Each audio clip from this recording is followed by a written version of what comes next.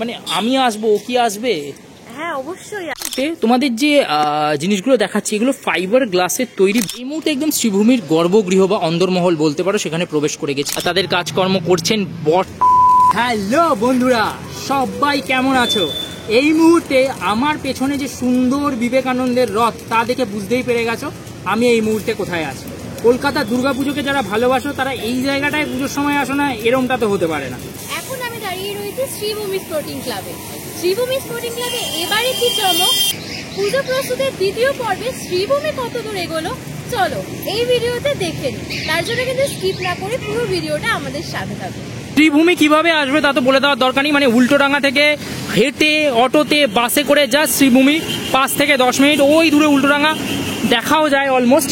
আর এদিকে রয়েছে Dumdum park, lake town, ঠিক আছে? তো এই চত্বর জুড়ে, আর ওই পাশটা হচ্ছে সল্ট লেক। তো এখানে প্রচুর পুজো হয়, খুব নোন প্লেস, তাই আলাদা করে প্রত্যেকবার বলে দেওয়ার দরকার পড়ে না। তো চলো এবার যাবো শ্রীভূমির দিকে আর সবটা তোমাদের সামনে তুলে ধরবো। এই জায়গাটা এলেই দুর্দান্ত লাগে। একদিকে যেমন স্বামীজির বিবেক রথ রয়েছে, এক পাশে রয়েছেন এই যে দূরে নেতাজি সুভাষচন্দ্র বোস, একদম দিল্লি চলোর যে পোস্টার, সেই পোস্টারে আর কি। আবার ঠিক এই দিকে যদি দেখাই তাহলে আমাদের ভারত মাতা একদম কিন্তু মানে সেই উঠছেন আর কি, যাকে বলা যায় একদম সব থেকে উপরে উঠছেন। তো পুরো একটা অদ্ভুত, একটা খুব সুন্দর একটা মানানসই পরিবেশ। আর ঠিক এই রাস্তা দিয়ে ঢুকে যাব। যখন পুজোর সময় যাই তখন যে অপূর্ব লাইটিং থাকে এই বাড়িগুলোতে, জাস্ট মনটা ভরে যায় আর কি। হ্যাঁ, তো এখন থেকে কিন্তু সেই ভাইবটা ফিল করতে পারছি যেতে যেতে, যে আর ঠিক দুটো মাসেরও কম বাকি। এবং যখন এখান থেকে হেঁটে যাব পুজোর সময়, সেই যে মুহূর্তগুলো তৈরি হবে, সেই যে অনুভূতিগুলো তৈরি হবে, যেটার জন্য গোটা বাঙালি জাতি কিন্তু অপেক্ষা করে থাকে, মানে আমাদের মতো, তাই না?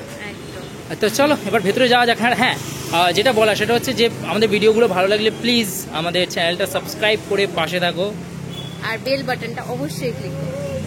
তো শ্রীভূমি থেকে আমি Souvik, and we are bloggers. ঘড়ির কাঁটায় মোটামুটি 7:30 বেজে গেছে। আর আজকে হচ্ছে 27 তারিখ, অর্থাৎ 27শে জুলাই, রবিবার। ঠিক সন্ধেবেলা চলে এসেছি শ্রীভূমির প্রাজতে, এবং শ্রীভূমির এই ক্লাবটা রয়েছে আর এইখানে শ্রীভূমির কাজ চলছে। হ্যাঁ, সামনে যে বিশাল মণ্ডপটা গড়ে উঠতে দেখছি, যার খানিকটাই কাজ এগিয়েছে, সেই মণ্ডপটা হচ্ছে আমেরিকার নিউ জার্সির স্বামীনারায়ণ টেম্পল। প্রতি বছর এই জায়গাটা পেরিয়ে হেঁটে যাই, আর যখন হেঁটে যাই প্রচুর ভিড় ঠেলতে হয়। এখন যদিও ঠেলতে হবে না, কারণ প্রস্তুতির কাজ চলছে। আর এই আমার সামনে যে মণ্ডপটা রয়েছে, যেটার এখনো এই যে দূরে দেখতে পাচ্ছি শিল্পীরা কাজকর্ম করছেন আর কি। তাদের কাজকর্ম করছেন। বর্ষাকাল খুব সমস্যা হয় এবং সেই সমস্যা ওনারাও পড়ছেন আর কি। তবে এই যে মণ্ডপ, এই মণ্ডপের উচ্চতা প্রায় 5-6 তলা বাড়ি ছাড়িয়ে যাবে, সবে তো কাজ শুরু হয়েছে। এখান দিয়ে তো প্রত্যেকবার এন্ট্রান্সটা হয়, কিন্তু এন্ট্রান্সে প্রবেশ করার আগে এই যে দুপাশে এই দিকটাতে এবং ক্লাবের এই অংশটাতে, এইখানটায় কিন্তু মানে মণ্ডপের সাথে মানানসই বিভিন্ন জিনিসপত্র কিন্তু রাখা হয় আর কি দুপাশে। এবং এখানে কিছু ডিগনিটারিজদের বসার জায়গা সমস্তটা করা হয় আর কি, প্রত্যেক বছরের মতো। এইবারও সেইটাই করা হচ্ছে। এখানটা দেখে বুঝতে পারছি এখানে বাটাম ইত্যাদির কাজ আর কিছুদিনের মধ্যে শুরু হয়ে যাবে।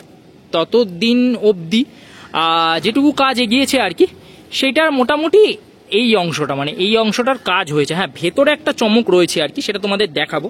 বাট তার আগে দেখাই এই খুঁটিটা। মনে পড়ছে রথের একদম পরপরই শ্রীভূমির খুঁটি পুজো হয়েছিল 53তম বছরের যে আর কি পুজো, সেই পুজোর জন্য। এবং সেই খুঁটিটা কিন্তু এখন এখানে লাগানো রয়েছে। মানে এই খুঁটিটা কেন্দ্র করেই তো মায়ের আবাস তৈরি হওয়ার কথা আর কি। আর সেই আবাস কিন্তু ধীরে ধীরে গড়ে উঠছে। আর চলো যাই ভেতরটা তোমাদেরকে দেখাই। এই মুহূর্তে একদম শ্রীভূমির গর্ভগৃহ বা অন্দরমহল বলতে পারো, সেখানে প্রবেশ করে গেছি। হ্যাঁ, মানে ওদের এই জায়গাটায় তিরপল ইত্যাদি ব্যবহার করার প্রয়োজন পড়ে না, কারণ এটা ওদের একদম স্থায়ী বাঁধানো একটা জায়গা, ঠিক আছে? পরিষ্কার বাঁধানো একটা জায়গা। এবং এখানে লোহার যে বিম করে আর কি এরকম টিন দিয়ে ঘেরা রয়েছে, ফলে কোনো সমস্যা হয় না। হ্যাঁ, মানে এই জায়গাগুলো তোমরা দেখতে পাবে না পুজোর সময় এলে। অবভিয়াসলি এই জায়গাগুলো ঢাকা পড়ে যায় বিভিন্ন কাপড় থেকে শুরু করে বিভিন্ন যে ইনস্টলমেন্ট আছে সেগুলোর কারণে। আর এই হচ্ছে সেই স্টেজ যেখানে প্রদীপ রুদ্রপালের অপরূপ মাতৃ প্রতিমা আমরা দেখতে পাই। তবে এখন এই স্টেজে কিন্তু অন্য জিনিসপত্র রয়েছে। চলো সামনে গিয়ে দেখাই। তোমাদের যে জিনিসগুলো দেখাচ্ছি এগুলো ফাইবার গ্লাসের তৈরি বিভিন্ন ছোট ছোট আর কি প্রতিমা আর কি, ঠিক আছে? এখানে যেরকম গৌতম বুদ্ধকে দেখতে পাচ্ছি, এইখানে কিন্তু বিভিন্ন নর্তকী দেখতে পাচ্ছি, ওখানে বিষ্ণু রয়েছেন স্বয়ং, ওই দূরে মহাদেবকে দেখতে পাচ্ছি। তো বিভিন্ন যে মূর্তি, হ্যাঁ মানে এই মূর্তিগুলোই কিন্তু বাইরের যে মণ্ডপের যে বিভিন্ন অংশ আর কি সেই জায়গাগুলোতে আর কি লাগবে আর কি। সেই কারণে কিন্তু এইগুলো আর কি প্রস্তুত অলরেডি মানে হয়ে গেছে আর কি। সেগুলোকেই ওরা এনে এই যে মাতৃ প্রতিমা স্টেজটা রয়েছে সেখানে রেখেছে আর কি। এবং এখানে যদি তোমায় দেখায় প্রচুর প্রচুর বিষ্ণু মন্দির দেখতে পাবে, মানে মূর্তি দেখতে পাবে, বিষ্ণুদেবের মূর্তি এই যে প্রচুর। এগুলো কিন্তু সামনে ইনস্টলমেন্টের জন্য ব্যবহার হবে। এই যে আমার সামনে এখানে একটা গরুর দেবও রয়েছেন আর কি। তো এইগুলো দিয়েই কিন্তু পুরো মণ্ডপটা সাজতে চলেছে। মোটামুটি যা দূর মানে এইগুলো দেখে পেছন দিক থেকে দেখে যা বুঝতে পারছি ওই ফাইবার গ্লাসে কোটিং করে আর কি যে মূর্তিগুলো হয় সেগুলোই বানানো হয়েছে এবং এগুলোই কিন্তু চলে যাবে হচ্ছে মণ্ডপের সামনের অংশে। তবে এইখানে যে প্রতিমাটা থাকে প্রত্যেকবার থিমের সাথে মানানসই একটা চমকপ্রদ প্রতিমা ভাস্কর প্রদীপ রুদ্রপাল থেকে আমরা উপহার পাই। এবং ঠিক এই যে এই জায়গাটা দেখছো এইখানটাকে খুলে দেওয়া হয় এবং এখান থেকে কিন্তু এক একটা করে বড় বড় যে প্রতিমাগুলো আছে অর্থাৎ গণেশ, লক্ষ্মী, দুর্গা প্রত্যেকে কিন্তু আসে আর কি। তো এই জায়গাটা খুলে দেওয়ার পর হ্যাঁ, তো যেটা বলার সেটা হচ্ছে যে শ্রীভূমির পুজো প্রিপারেশন তো এখন খানিকটা এগিয়েছে, কারণ এখনো 60 দিন সময় আছে এবং আরও যে ওপরের অংশের কাজ সেগুলো হবে এবং আমরা আসবো। তবে এই বছর তোমাদের জন্য একটা এক্সক্লুসিভ, সেটা হচ্ছে শ্রীভূমির প্রতিমা খুব রাত করে আসে।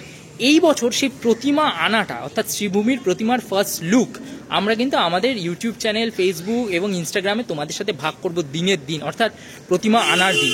ওই যেরকম বললাম ওইখান থেকে প্রতিমা প্রবেশ করে, তো আমরা স্টুডিও থেকে একদম মাকে আনার যে একটা রিচুয়াল বিশাল বড় করে বিশাল এক সুন্দর শোভাযাত্রা করে ওরা প্রত্যেক বছর নিয়ে আসে। সারা রাত ধরে মা আসে স্টুডিও থেকে এইখানে। তো সবটা আশা করি তুলে ধরতে পারবো, সেটার জন্য কিন্তু তোমাদের অবশ্যই আমাদের ইউটিউব চ্যানেলে চোখ রাখতে হবে। বর্ষাকালে কাজ করাটা খুবই সমস্যার, মানে আমি আসার পর থেকে দেখছি এই জায়গায় যে শিল্পীরা কাজ করছেন ওনারা অফ দি ক্যামেরাও আমাকে বললেন, এই যে একটু আগে এরকম দাদার সাথে কথা হচ্ছিল, তারা ক্যামেরার সামনে আসতে চান না। তারা বলছেন যে বর্ষার কারণে একটু কাজ করতে বড্ড সমস্যা হচ্ছে, কারণ এই বছর পুজোটাও বর্ষার মধ্যে পড়েছে। তো যাই হোক, 60 দিন আগে মোটামুটি শ্রীভূমি কিন্তু খানিকটা এই রকম। তো শ্রীভূমির প্রস্তুতি কিরকম লাগছে, মানে কিরকম এক্সাইটমেন্ট লাগছে? অবশ্যই দুর্গাপুজো শুরু হয়ে গেল বলে আর কি, মানে আর 2 মাস বাকি, কিন্তু মনে হচ্ছে মানে তোর তো অলরেডি পুজোর জামা কাপড় কেনা হয়ে গেছে, এটা শুনতে পেলাম। হ্যাঁ, কেরালা গেছিল, ওখান থেকেই শপিং করে নিয়ে আসছে। মানে বাঙালিকে বোঝো, বাঙালি ঘুরতে যায় মাথায় পুজো রেখে। শাড়ি বলে কথা, কি করে বাঙালি হয়ে শাড়ি থেকে এক্স্যাক্টলি ভাই, মানে শাড়ি ঠাড়ি আলাদা, এগুলো বাহানা। বাঙালি ঘুরতে যাবে, কেরাল যাবে কি লন্ডন যাবে, মাথায় দুর্গাপুজোই ঘোরে। দুর্গাপুজোতে কি করব? তো চলো আপাতত তো এইটুকু প্রিপারেশনই দেখালাম। বাট আমি শ্রেয়া তখন একটুখানি মণ্ডপটা একটুখানি ঘুরে আর কি ছবি তুলছিল আর কি। সেই সময় আমি কিন্তু দর্শকদের বলে দিয়েছি এই বছর যে একটা এক্সক্লুসিভ আমরা চেষ্টা করছি। আমরা ঠাকুর আনার যে ব্যাপারটা, মানে আমি আসবো, ও কি আসবে? হ্যাঁ অবশ্যই আসবে। রাত্রিবেলা কি শ্রেয়ার শ্রীরামপুর থেকে উল্টোডাঙায় স্টুডিওতে এসে ভিডিও করার কোনো উচিত হবে? তোমরা অবশ্যই কমেন্ট করে সেটা জানিও, ঠিক আছে? তো সেখান থেকে আমরা সেটা জানতে পারবো। তো চলো টাটা। আর প্লিজ এইরকম ধরনের অনেক পুজো আপডেট এবার আসবে। হ্যাঁ, মানে চমকপ্রদ কোথায় কোন পুজো জেলায় সবটা হাজির করব। আমাদের পাশে থাকতে হবে, ভালোবাসতে হবে যেভাবে এতদিন ভালোবাসছিলে, বুঝেছো? আর সাবস্ক্রাইব করতে হবে অবশ্যই, বেল বাটনটা ক্লিক করো। হ্যাঁ, ওটা মন্দিরের ঘন্টা মনে করো, বাজাও। সবাই ভালো, আমাদেরও যেরকম আমরাও ভালোবাসা পাবো, তোমরাও ভালোবাসা পাবে।